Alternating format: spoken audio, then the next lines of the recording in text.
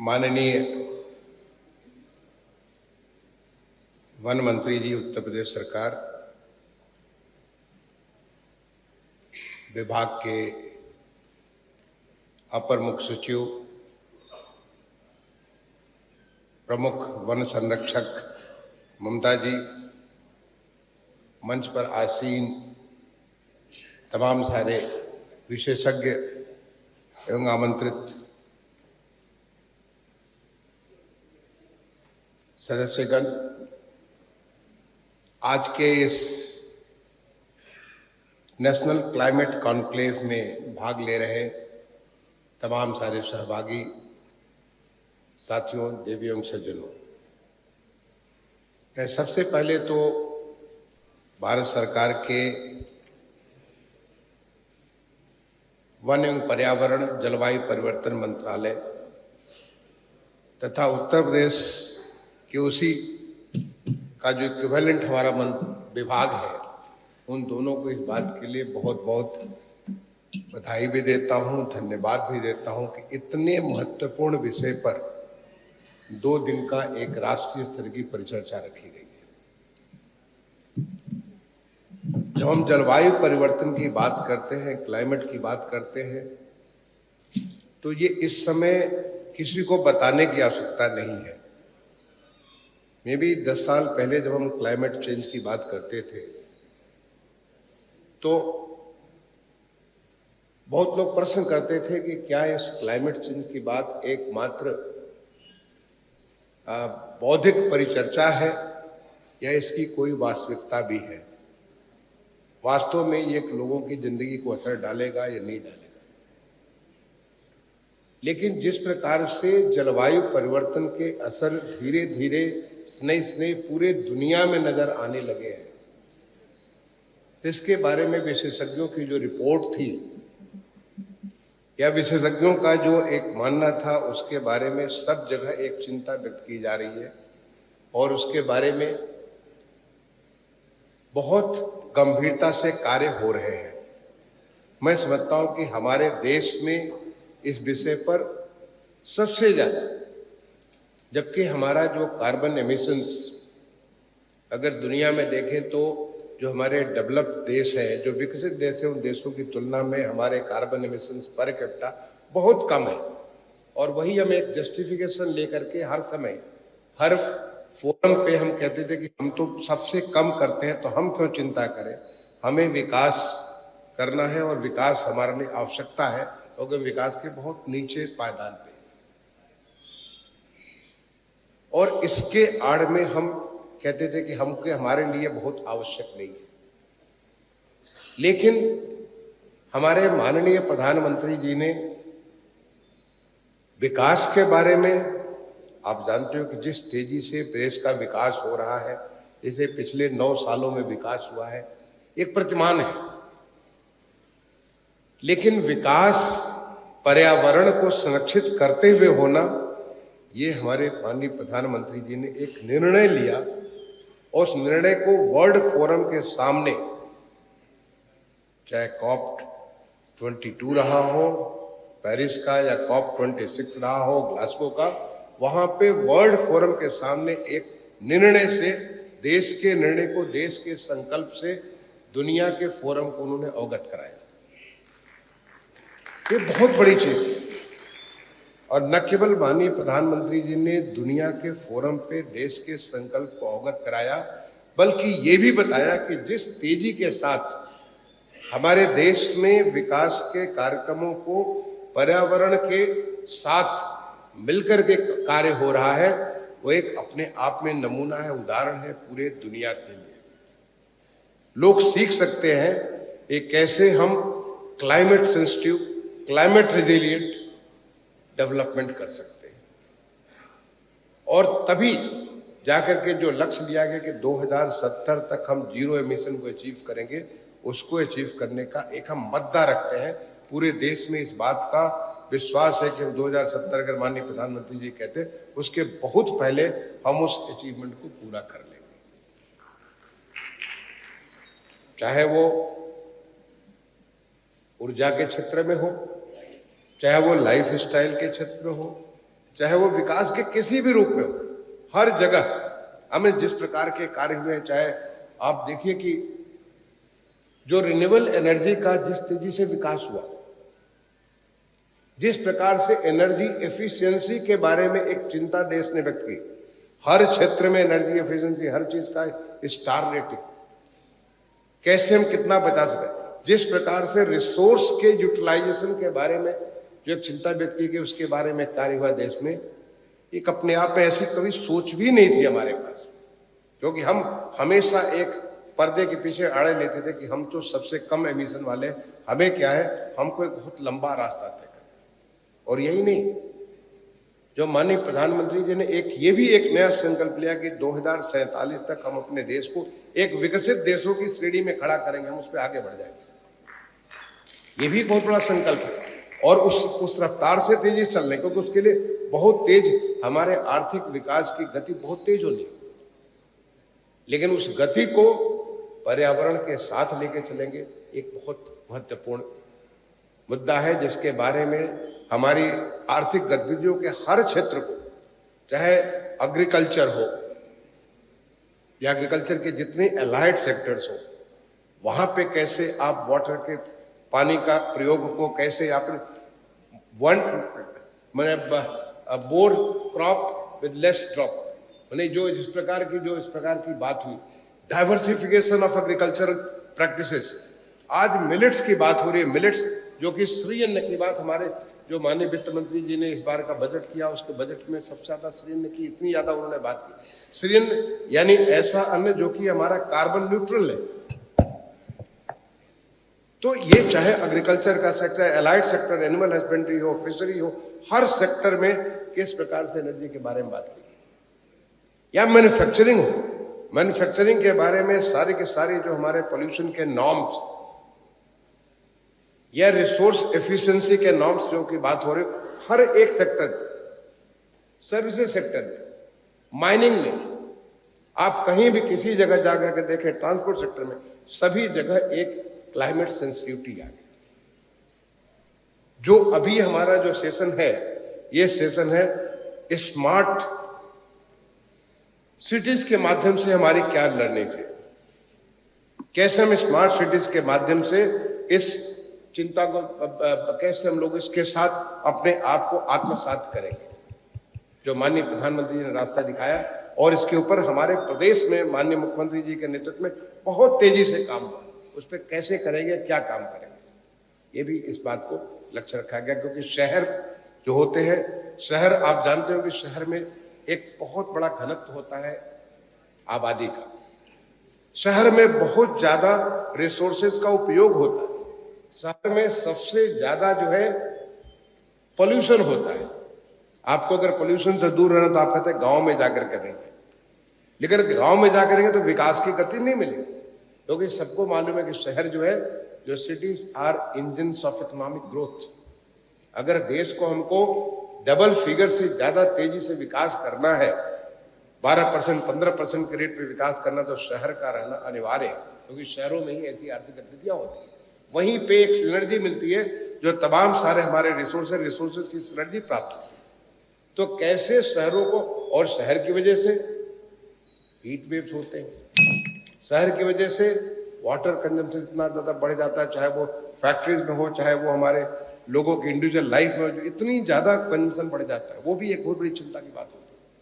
शहर की वजह से वो फ्लडिंग की दिक्कत, आपके शहरों में फ्लडिंग की दिक्कत हाल के समय में बहुत सारी आ रही है, यानी कई सारी जो पोल्यूशन बहुत ज्यादा बढ़ गया, पोल्यूशन के जो बहुत सारे कारण, तो इसके बारे में, शहर के बारे में, क्योंकि ये विषय आज अभी जो हमारा जिस सेशन में मैं आने वाला था, और मैंने पहले से सोच रखा था कि मैं 1 घंटे पूरे सेशन में बैठूंगा, लेकिन समय इतना हुआ और मुझे और कमिटमेंट है, इसलिए मैं पूरे सेशन में नहीं बैठ पाऊंगा। इसलिए मैं सोचा, चूंकि शहर के बारे में मुझे आपको सेशन चेंज का, तो मैं अपनी कुछ बातें आपसे शेयर करके मैं चला जाऊंगा, जिसके बाद जो हमारे पैनलिस्ट हैं उसके ऊपर कंटिन्यू करेंगे।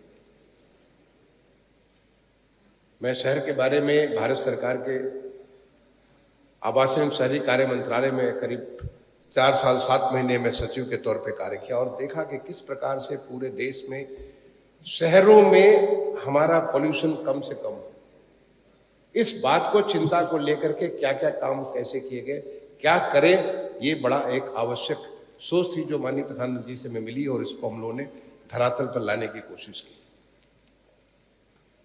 चाहे वो स्वच्छ भारत मिशन हो, स्वच्छ भारत मिशन आज आप देख रहे होंगे कि हमारे सारे शहर, देश में लगभग 5000 शहर है, 4800 से ज्यादा हो गए थे जब मैं 1.25 साल पहले वहां से निकला, तो मैं समझता हूं कि और ज्यादा नंबर बढ़ गया होगा। इतने शहरों में स्वच्छ भारत मिशन 100% लागू होना और आज की डेट में जो बड़े बड़े कूड़े के पहाड़ खड़े थे, सारे के सारे रिमीडिएट होते हुए तो खत्म हो गए या खत्म होने वाले हैं, बहुत जल्दी खत्म होने वाले हैं। शहर हमारे ओपन डिफिकेशन फ्री तो हुए open defecation free plus, double plus, water plus, आज कई सारे सर वाटर प्लस, जिससे कि पानी भी उनका जो है हमारे नदियों में, तालाबों में या इस प्रकार से गंदा पानी नहीं जाता। और आगे रास्ता बन गया है जो हमारा जो स्वच्छ भारत मिशन का 2.0 है, ये सारे के सारे शहर हमारे ऐसे होंगे जो कि कम से कम 3 स्टार का जो रेटिंग है हमारा गार्बेज फ्री सिटी के बारे में वहां अचीव करेंगे। बहुत सारे ऐसे मानक बनाए गए, वो मानक जब 2025 तक उसको पूरा करेंगे। शहरों में वाटर, आप जानते हैं कि दुनिया के नक्शे से बहुत सारे शहर मिट गए।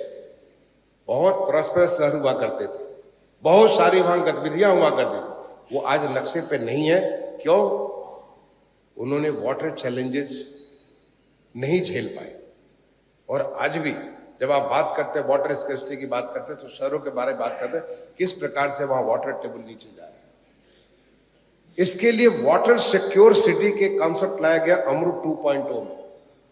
अटल mission for urban rejuvenation and transformation जो है, उस अमृत 2.0 के तहत वाटर सिक्योर सिटीज की कैसे हम हर बूंद, जैसे कि किसान के लिए एवरी ड्रॉप से क्रॉप आप जो कैसे कर सकते हैं, किसका सही उपयोग कर सकते हैं, वो किसान के सिलसिले में ऐसे कैसे हम पानी को एक सर्कुलर इकोनॉमी के माध्यम से पहले कैसे उसका रेशनल यूज कर सकते हैं, कैसे कैसे कम कर। मैं अभी बहुत ज्यादा समय नहीं कि मैं उसके में बहुत विस्तार में बात कर सकता हूं अपने अनुभव से और क्या काम हो रहा कर सकता हूं, लेकिन मैं आपको कल संक्षेप में बताना चाहूंगा, बाकी पैनलिस्ट आपको बताएंगे। वाटर के बारे में अमृत 2.0 का major focus is 1 every household gets water, हर घर को पानी मिले। जैसे जल जीवन मिशन में हर घर को पानी मिलना है ग्रामीण क्षेत्र में, तो वैसे अमृत 2.0 में हर घर को पानी मिले। शहर में हमारा या तो आपको जो है एसटीपीएन सीवर्स नेटवर्क के माध्यम से, और नहीं तो फिर FSSTP faecal sludge and septage management, जो faecal sludge and septage system के माध्यम से पूरे शहर का जो हमारा यूज्ड वाटर है, जो प्रयोग किया हुआ पानी है, उसको हम लोग कैसे वापस अपने साइकिल में ला करके जो शहर में वाटर का कंजम्पशन को कैसे कम कर सकते, कैसे जितना रूफटॉप वाटर है या जितना हमारा सरफेस वाटर जा रहा है उसको कैसे हम कंजर्व करके उसे अपने सिस्टम में उसको उपयोग कर सकते हैं, ताकि फ्रेश वाटर का हम कम से कम उपयोग करें। तो वाटर भी एक बहुत बड़ा चैलेंज था, इसको किया गया। इसी प्रकार से हमारे लाइवलीहुड के बारे में, पहले लाइवलीहुड के पहले हाउसिंग के बारे में, हाउसिंग को लेकर के बहुत सारे चैलेंजेस हैं। आपको मालूम है कि जो हमारा जो पॉल्यूशन होता है, पॉल्यूशन में हाउसिंग का भी बहुत बड़ा रोल है। नहीं मालूम है, इसको अगर आप अध्ययन करेंगे आपको जानकारी मिलेगी। इसमें कैसे हम लोग क्लाइमेट रिजिलियंट टेक्नोलॉजी का प्रयोग कर सकते हैं, कैसे हम लोग अपने रिसोर्सेज को बेस्ट से बेस्ट प्रयोग कर सकते हैं, इसके बारे में, नई टेक्नोलॉजी के बारे में पूरा का पूरा एक टेक्नोलॉजी मिशन हमारा प्रधानमंत्री आवास योजना के अंदर रखा है। उस टेक्नोलॉजी माध्यम से, टेक्नोलॉजी मिशन के माध्यम से बहुत सारे नए नए टेक्नोलॉजी का इजाद हुआ, जिससे पानी का कम प्रयोग हो, सीमेंट का कम प्रयोग हो, रिसोर्सेज का हमारे कम से कम प्रयोग हो, जिससे कि हम लोग एक ऐसे हाउसिंग बना सके, ऐसी हाउसिंग बना सके जिससे कि वो एक क्लाइमेट को सेंसिटिव हमारा हाउसिंग का सिस्टम। इसी प्रकार से हमारा जो अर्बन ट्रांसपोर्ट को लेकर के आपको मालूम है कि करीब 25% पोल्यूशन को जो आपका कंट्रीब्यूशन मात्र ट्रांसपोर्ट से मिलता है। तो ट्रांसपोर्ट के बारे में देश में एक नई सोच, पब्लिक ट्रांसपोर्ट, हर आदमी अपना ट्रांसपोर्ट जब लेता है तो शहर में कंजेशन भी होता है, एक्सीडेंट भी होता है, पॉल्यूशन भी होता है। लोगों की स्पीड शहर में 8 और 10 किलोमीटर 15 किलोमीटर की स्पीड हो जाती है, और जब 10-15 किलोमीटर स्पीड जाती है तो पॉल्यूशन और ज्यादा बढ़ जाता है। तो कैसे हम लोग ट्रांसपोर्ट को और इफेक्टिव ट्रांसपोर्ट कर सकते हैं, इसके लिए पब्लिक ट्रांसपोर्ट जिसमें कि मेट्रो सिस्टम, देश में लगभग 900 किलोमीटर मेट्रो चल रही है और करीब 1100 किलोमीटर मेट्रो पे काम चल रहा है। देश में पहला RRTS regional rapid transport Delhi से मेरठ का चल रहा, बहुत जल्दी उसका पहला 17 किलोमीटर उद्घाटन हो जाएगा। 2025 तक 100% चालू हो जाएगा। देश में पहला ट्रांसपोर्ट रोपवे अभी हाल में माननीय प्रधानमंत्री जी ने बनारस में उसका शिलान्यास किया, वो भी 2-2.5 साल में चालू हो जाएगा।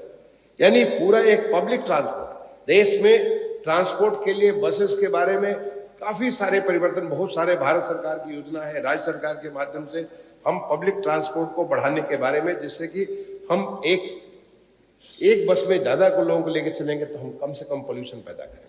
वही नहीं, इलेक्ट्रिक बसेस के बारे में एक अलग से स्कीम है। इलेक्ट्रिक बस के माध्यम से, इलेक्ट्रिक व्हीकल्स के माध्यम से पूरा का पूरा हमारा अर्बन प्लानिंग में कैसे उसका जो है उसकी चार्जिंग सिस्टम कैसे करेंगे, इसके बारे में एक अलग से पूरा प्रोग्राम है। क्या करेंगे जिससे कि इस ट्रांसपोर्ट में जो हमारा पोल्यूशन होता है उसको कब से पोल्यूशन लोड को हम लोग कम करेंगे। ये हमारा पब्लिक ट्रांसपोर्ट के अलावा एक major focus on non motorise transport. Non motorise transport, motor के लगाने की जरूरत ही नहीं है, जो पोल्यूशन कंट्रीब्यूट करता है, क्योंकि आप साइकिल पे चले, पूरे देश में एक साइकिल का एक मूवमेंट चला हुआ है। जितनी साइकिल आज चल रही है पूरे देश में, क्योंकि मैंने पूरे देश भर में मैं घूम घूम के देखता था, जितनी साइकिलें चल रही, पहले इतनी साइकिलें नहीं चलती थी। पहले साइकिल होती थी, गरीब की सवारी होती थी। साइकिल मतलब गरीब की सवारी, पब्लिक ट्रांसपोर्ट मतलब गरीब की सवारी। लेकिन आज पब्लिक ट्रांसपोर्ट भी लोगों के लिए, जब आप मेट्रो में बैठते हो तो गरीब का नहीं, आप जब पब्लिक ट्रांसपोर्ट बस बैठते हो गरीब का नहीं, सबके लिए सवारी है, एक एफिशिएंट सिस्टम है। ऐसे साइकिल भी लोगों के लिए नॉन मोटराइज ट्रांसपोर्ट एक मेजर सोर्स बन गया। बहुत सारे तमाम सारे शहरों में लोग अपने काम पे जाते हैं। यूरोप में, अगर यूरोप के शहरों में जाएं तो वहां तो लोग बहुत सारे, मैं पढ़ रहा था जब द हेग हॉलैंड में जब मैं अपने मास्टर्स कर रहा था, तो वहां पे तो हमारे प्रोफेसर सारे के सारे साइकिल से आते थे। ऐसे बहुत सारे शहरों में मैं यूरोप में देखा हूं कि बहुत सारे लोग साइकिल से जाते हैं। और हमारे देश में, और साइकिल के बाद पेडेस्ट्रियन पाथवे, भगवान ने बहुत बड़ा हथियार तो हमको दे रखा, पांव का दे रखा है, हम अपने पांव का प्रयोग कम करते हैं। पेडेस्ट्रियन पाथवेज को बढ़ाने के लिए इतने सारे पेडेस्ट्रियन जो पहले नहीं होते थे, सड़कों के किनारे पेडेस्ट्रियन पाथवेज बनाने के लिए पूरे देश में एक मूवमेंट चला। समय लगेगा, क्योंकि हम बहुत बड़े डायमेंशन पे काम करते हैं, बहुत बड़ा हमारे लिए चैलेंजेस, लेकिन इन चैलेंजेस को पूरा करने के लिए हमने एक नया रास्ता पकड़ लिया, और वो नया रास्ता लोगों को दिख रहा है।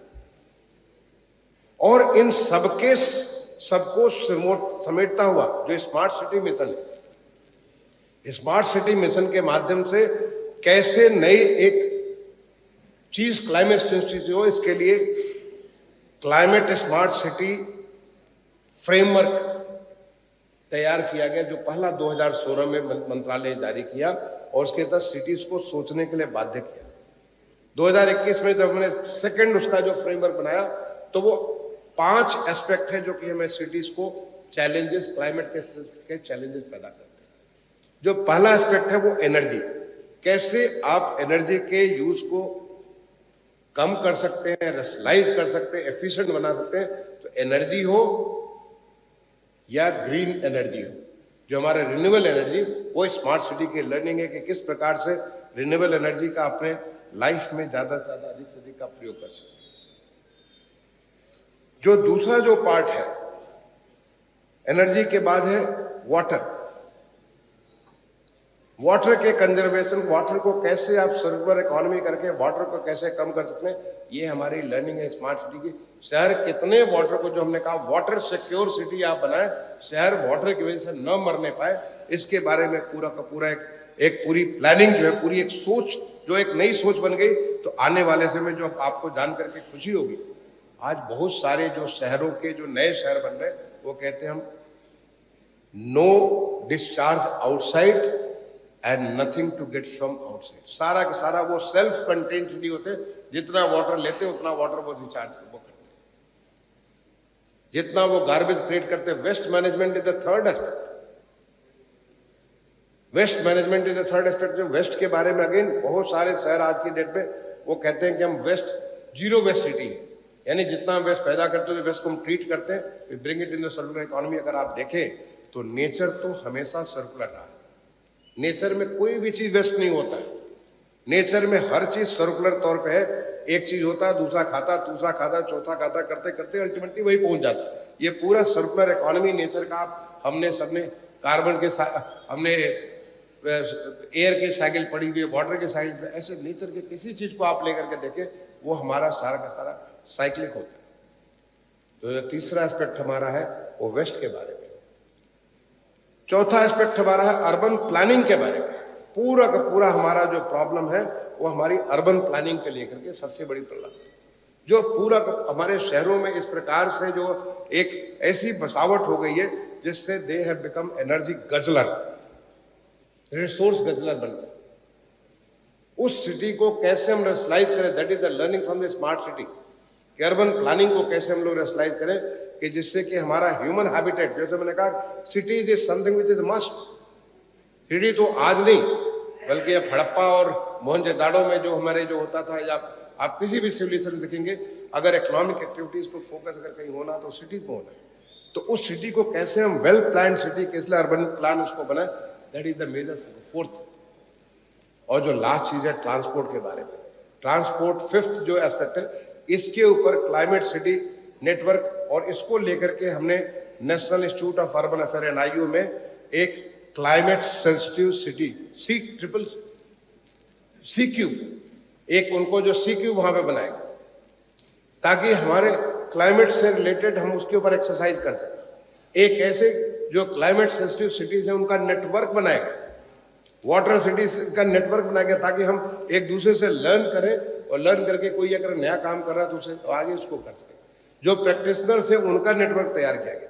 यानी बहुत सारे एफर्ट हुए स्मार्ट सिटी के माध्यम से, फोकस टुवर्ड्स क्लाइमेट चेंज की सेंसिटिविटी हमारी है, क्योंकि क्लाइमेट चेंज अगर होगा तो this will lead to disaster, और डिजास्टर से तमाम सारे शहर जो मिट जाते हैं, तमाम पॉपुलेशन खत्म हो जाती है। आपके सामने जीता जाता उदाहरण है, मैंने सोचे फतेहपुर सिकरी किसी जमाने में कितना बड़ा एक वाइब्रेंट सिटी हुआ करता। जहांगीर से मिलने के लिए फतेहपुर सिकरी में आए थे वो जो अंग्रेज आए थे। अब आज फतेहपुर सिकरी थी कि कहां पहुंच गया, केवल वाटर, ऑन कुछ नहीं, केवल वाटर ने उस शहर को खत्म कर दिया। तो अगर हम वाटर सिक्योर नहीं बनाएंगे तो कितना बड़ा प्रॉब्लम खड़ा होगा। ये हमारी लर्निंग स्मार्ट सिटी के माध्यम से हुई, जो कि लगातार बहुत सारे प्रोग्राम्स के माध्यम से, स्मार्ट सिटी के प्रोग्राम के माध्यम से आज मिशन टू मूवमेंट, जो मिशन की लर्निंग है, एक मूवमेंट के तौर पे शहरों में उसको अडॉप्ट की जाए, ये इसका प्रयास पूरे देश भर में चल रहा है। और जो भी हाल के समय में माननीय प्रधानमंत्री जी ने एक बहुत बड़ी बात कही, जो हमारी लाइफ स्टाइल फॉर इन्वायरमेंट, हमारे लाइफ स्टाइल में हम अगर वेस्टफुल प्रोड्यूसर होंगे, अगर हम नए वेस्ट प्रोड्यूस करेंगे, अगर हम एनर्जी गजलर होंगे, अगर हम एक की जगह 3 करें चीजों को वेस्ट क्रिएट करेंगे, तो हम ही सबसे बड़े पोल्यूटर हो जाएंगे। और फिर जो चैलेंज जो लक्ष्य लिया गया, जो एक संकल्प माननीय प्रधानमंत्री जी ने विश्व समुदाय के सामने रखा कि we will be the zero emission by 2070, या हम 2000 जो हमारी जो उसको लक्ष्य हमने रखा हुआ 2022 में, उन लक्ष्यों को हम पूरा नहीं कर पाएंगे। तो this is a nation where it is a team India. Everybody contributes to whatever, जो भी जिस प्रकार के भी संकल्प रेजोल्यूशन लिए जाते हैं उसमें हर कोई इसको कंट्रीब्यूट करता है। विशेषज्ञ भी कंट्रीब्यूट करते हैं, आम आदमी भी कंट्रीब्यूट करता है, सरकार के जो नुमाइंदगी करने वाले लोग वो भी कंट्रीब्यूट करते हैं, जो हमारी बिजनेस कम्युनिटी है, इंडस्ट्री कम्युनिटी है, सारे के सारे मिलकर के कंट्रीब्यूट करते हैं। That is the kind of sensitivity. और मुझे लगता है कि इस प्रकार का जो हमारा एक कॉन्क्लेव हो रहा है, वो कॉन्क्लेव इस प्रकार के एक माहौल बनाने में इसके लिए बहुत बड़ा योगदान देता है। मैं लास्ट में मैं बात करना चाहूंगा कि एक जो रेस का जो एक फॉर्मूला है, रिड्यूस, रीयूज, रिसाइकल, जो हमारे लाइफ स्टाइल में कैसे चीजों को रिड्यूस करें, काम जो हमारी आवश्यकता की पूर्ति करें, लेकिन हम अपने, जो गांधी जी ने भी कहा हुआ है कि आपकी जितनी जरूरत है उतना ही आप कंज्यूम करें, क्योंकि नेचर आपको उतना देता है जो आपकी आवश्यकता है। अगर अपनी आवश्यकता से कहीं ज्यादा आप लेंगे, वो नेचर नहीं देता, तो फिर तो आप चीजों को दोहन इतना करेंगे कि चीजें कम होने लगेंगी, फिर आने वाली पीढ़ी के लिए चुनौतियां और बढ़ती चली जाएंगी। इस बात का रियलाइजेशन आज क्लाइमेट चेंज के आधार पर मिला हुआ है। आप क्लाइमेट चेंज के आधार पर आपने देखा बॉम्बे किस प्रकार से फ्लड हो गया था, क्लाइमेट चेंज के आधार पर आपने देखा चेन्नई में कितनी बड़ी तबाही मच गई थी फ्लडिंग की वजह से। आपने क्लाइमेट चेंज को देखा कि कैसे जो है हमारा पूरा का पूरा जो है ये गुड़गांव में किस प्रकार से, गुरुग्राम में किस प्रकार की प्रॉब्लम आ गई थी। केरल जो कि पूरा एक सबअर्बन पूरा अर्बन स्टेट है, उस स्टेट में कितनी बड़ी तबाही हुई। एग्जाम्पल आप हीट वेव्स के बारे में देखें, कितने सारे आपके एग्जाम्पल्स हैं, वो सारे के सारे इसी की वजह से, क्योंकि नाउ हमारे जो अर्बन एरिया है they are the focus of such kind of heat waves. बड़ी वहां पे जो बड़े वहां पे जो चूंकि बड़ी एक्टिविटीज होती है, इसलिए वहां सबसे ज्यादा चैलेंजेस होते हैं। तो इसके बारे में हमें रिड्यूस, रीयूज, रिसाइकिल का जो प्रिंसिपल तुम्हें फॉलो करना ही करना है। पब्लिक में अवेयरनेस बिल्ड करना है, पब्लिक में हमें इसको लेकर के एक सर्कुलर इकोनॉमी का जो है उसके बारे में सबको ले आना। And the last thing is सबको साथ लेके चलना, सबका साथ, सबका विकास, सबका प्रयास। ये जो सबको साथ लेके चलने बात है, इसको मैंने सीखा अर्बन सेक्रेटरी के तौर पे।